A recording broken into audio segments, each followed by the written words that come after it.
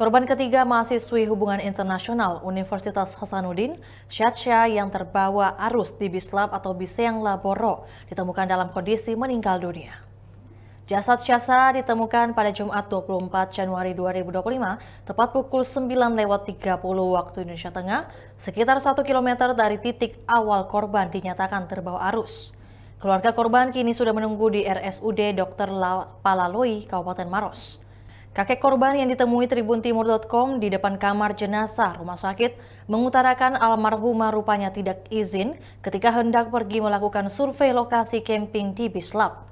Almarhumah hanya mengatakan kalau izin keluar bersama teman-temannya. Kakek korban juga mengatakan jika karena kejadian ini ayah Syatsa di rumah duka di Daeng Tata, Makassar, syok sampai tidak bisa bangun. Syatsa adalah korban terakhir yang ditemukan meninggal dunia setelah sebelumnya dikabarkan terbawa arus di Bislab pada Kamis 23 Januari 2025. Ia dan dua rekannya, Jean dan Reski Rahim, meninggal dunia usai mencoba menerobos aliran sungai yang tiba-tiba deras. 3 korban tewas ini bersama 3 korban selamat awalnya melakukan survei untuk lokasi camping. Saat hendak pulang, jalur yang awalnya mereka bisa lalui tiba-tiba tertutup air bah sungai. Mereka lalu mencoba menerobos sambil berpegangan tangan.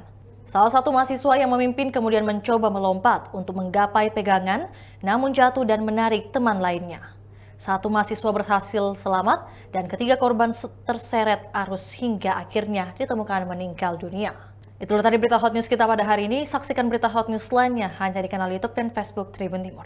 Download Tribun X sekarang, menghadirkan lokal menjadi Indonesia.